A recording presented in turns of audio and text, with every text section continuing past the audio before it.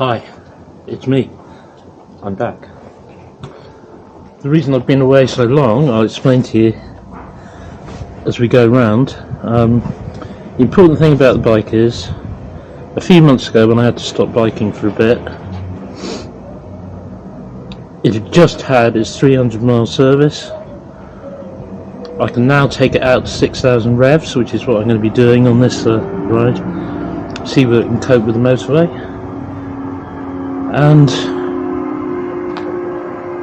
something funny going on here.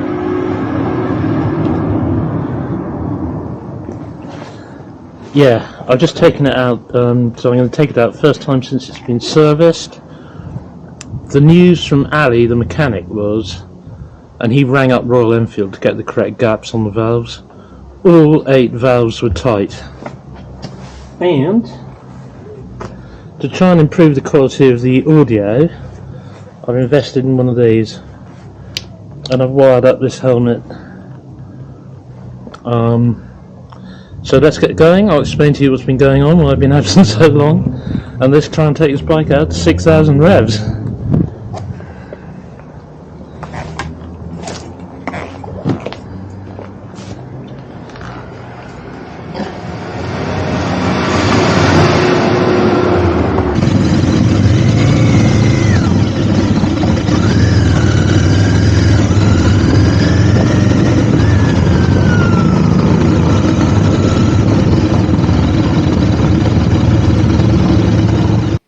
Right, bit of a disaster. If you look here, you'll see the FOD support has fallen off my helmet, and the audio I got from it recording on the iPhone was terrible. So we'll just watch this bit and I'll come back.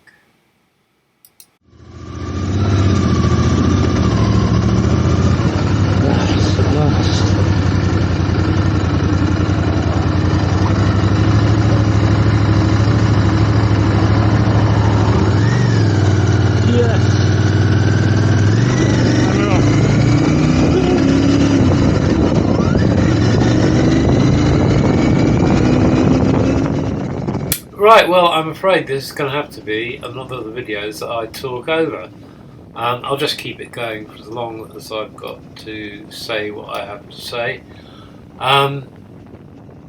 First of all, why have I been absent? Cutting a long story short, I picked up a diagnosis for arthritis.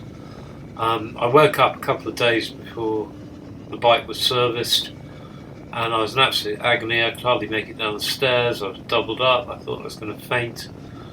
And to cut a long story short, I ended up with an arthritis diagnosis that had become inflamed in my back and right hip. I've got it in both hips and my back. It's a result of giving up drinking 32 years ago and playing squash instead. So instead of going down the pub, I went down to the sports centre and played squash. I used to drink an awful lot, so I played squash an awful lot, and I've overdone it. Basically, I've worn out my hips and back, and it was the most painful thing that ever happened to me in my life. And it completely cut it, to begin with, it completely cut I couldn't even make it out of the house. And gradually, over 4 or 5 weeks, it became better, so at least I could walk and what have you. But obviously riding was out of the question. And then as soon as I was sort of like half mobile from that, so feeling a bit better, something I organised last year happened, which was they came and replaced the bathrooms and kitchens in the kitchen and bathrooms in my house, completely gutted it, new plaster and everything, and with the house full of strangers and the doors and windows all being left undone during the day while blokes were here. You know, I'm in the centre of town, so I have to be aware of. I was the bloke who was checking who was coming in and out of my property, and I didn't feel like going out. Another reason I didn't feel like getting the bike out was I had 2 skips here, and I mean they absolutely gutted the kitchen and bathroom. There were screws everywhere, splinters of wood, all this sort of stuff on my little bit of driveway there. And sure enough, the electrician rocked up, and he got a puncture straight away from a screw that was lying around. I didn't really fancy A, leaving the house, and B, getting a puncture, which is exactly the sort of thing that would happen to me. So that's it. That's why I've been away. Arthritis, followed by building work on the house. And that, in fact, I then redecorated myself, the bathrooms and kitchen.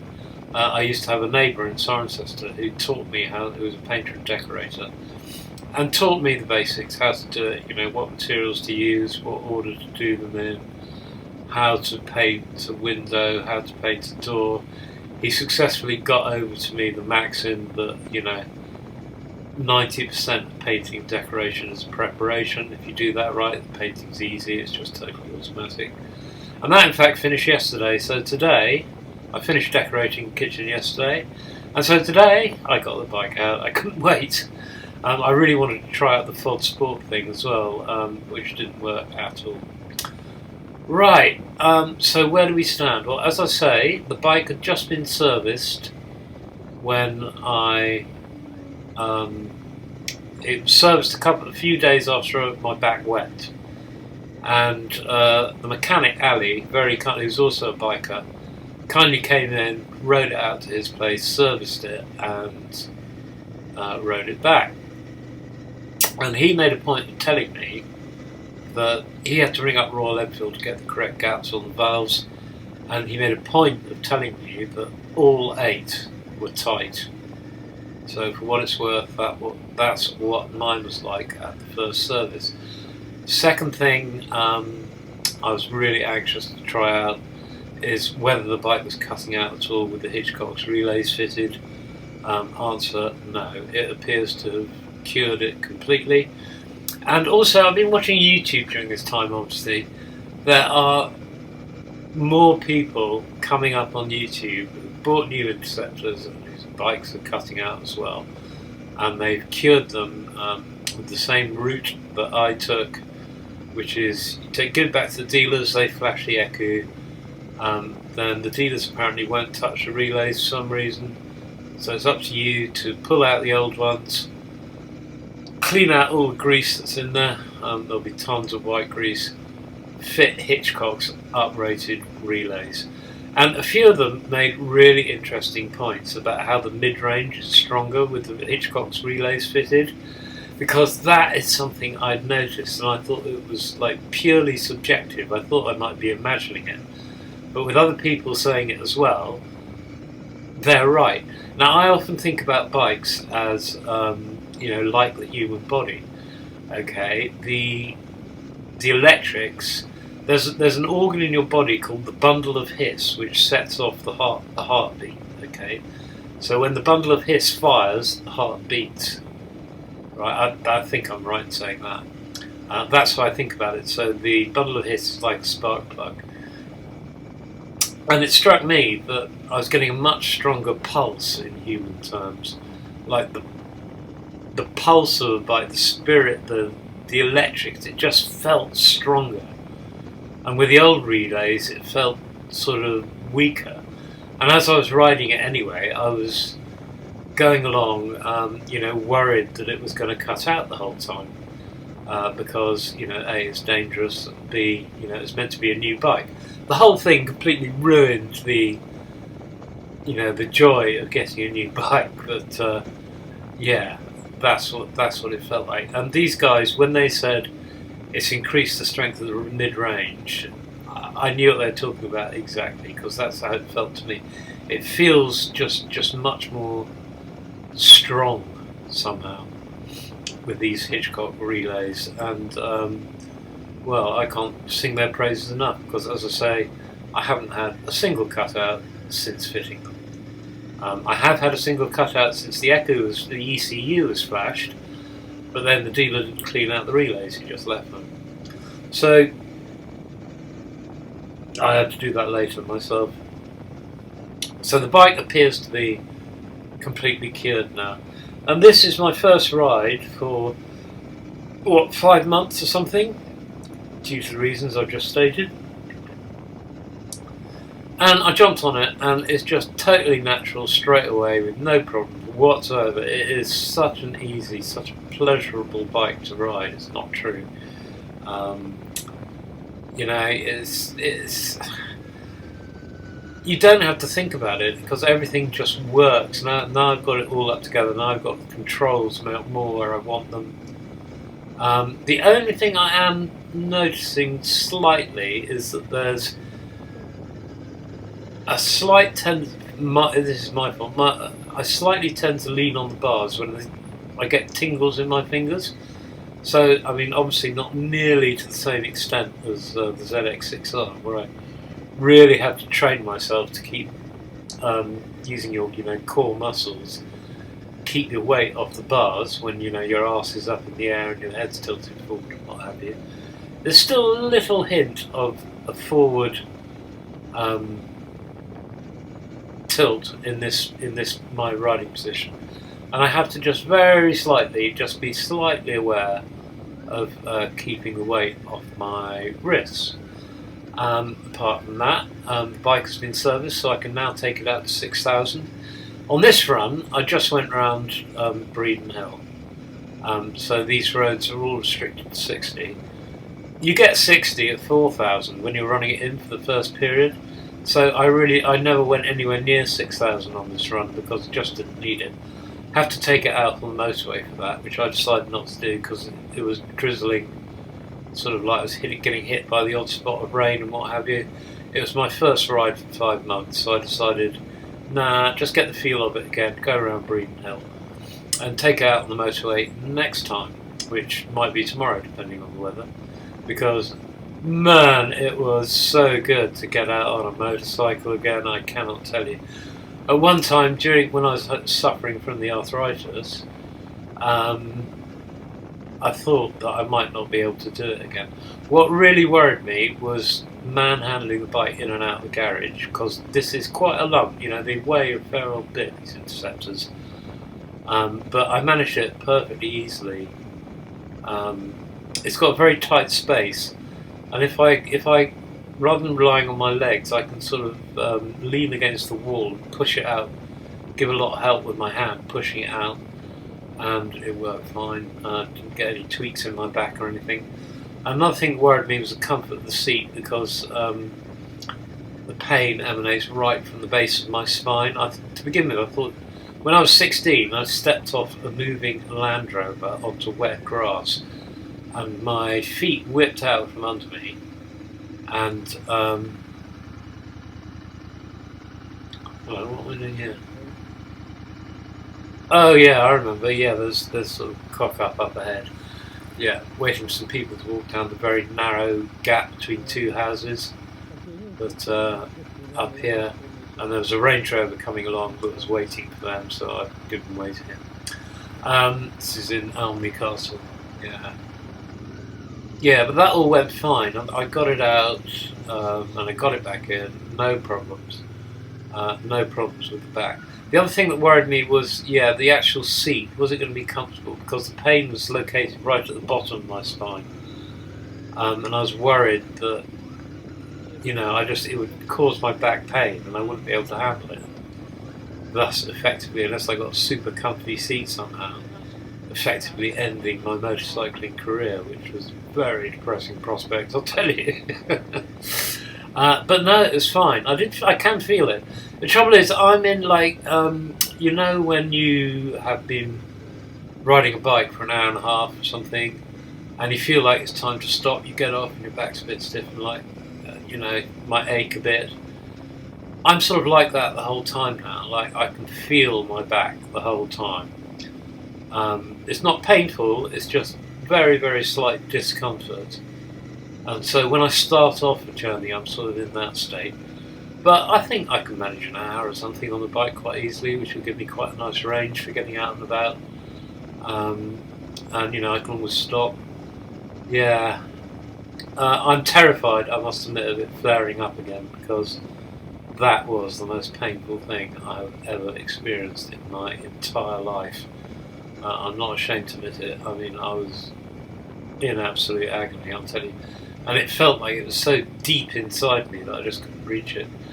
I started when it came on. I gulped Nurofen and paracetamol. I didn't touch it, not at all. I had to go to the doc and get codeine, and even then, the first load of codeine he gave me wasn't any good, so I had to get a stronger load of him, and that just about, well, it gave me a chance to get some sleep. Yeah. So I'm really, like, I've got to be careful. I don't want to do anything that is going to inflame my problem again. As it is, the doc said to me, you're on course to need new hips in 5 years' time, which is, not quite how I envisage my retirement. Still, I suppose it's something to look forward to.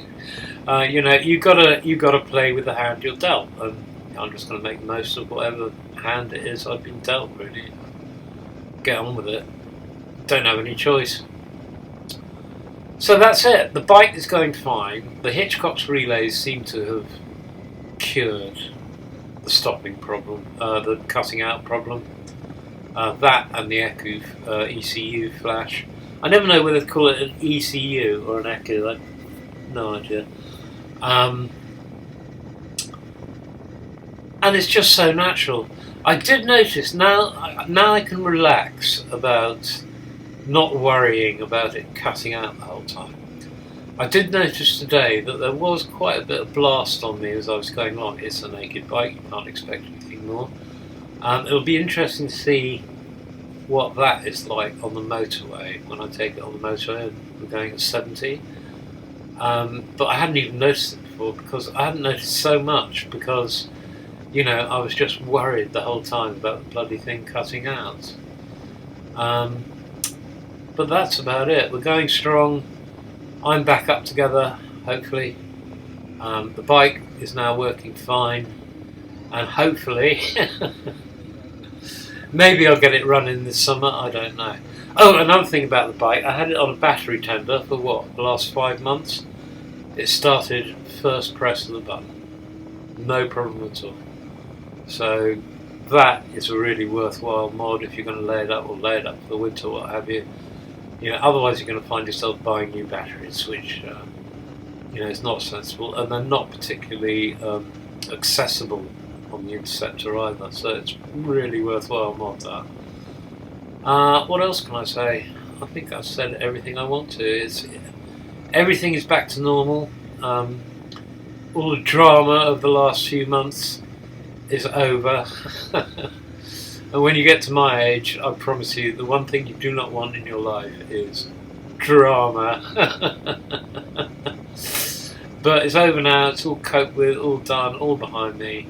The arthritis is obviously ongoing, but I'll just have to cope with that best I can. And I look forward to putting up a load more videos, especially when I got this bloody audio sorted out. I wish I could find... I think the answer is to wire up the helmet with a wired connection and feed that into my Android phone, which I have in the pocket. Because the sound, if you could do that, in theory you could do that to the camera, the 360 One X2, Insta360 One X2. But the sound isn't very good from that. It really isn't. It's not. Sound is not its strong point. And I don't like the idea of that wire trailing from my helmet to the camera, which is mounted on the handlebars. You can't see it because of Insta's, trickery. But it's there. It's actually mounted on the handlebar. So I'm going to have to find. Might be going back to AirPods, which seems to be about the best compromise so far. Until I get that, I'll have a look on eBay tonight and see if I can find a microphone that I can fix into the helmet and just have a trail into my Android. And that's about it. I hope you enjoyed this vid. I do like the footage you get from the Insta360. Just the riding footage. It's great, isn't it? It's lovely. And that is the update. That is why I have been absent without leave for the last few months. So I suppose this sort of channel update as well. And thanks very much indeed for watching, if you got this far. And I'll see you next time. I went to put on my boot just now, and this is what I found in it.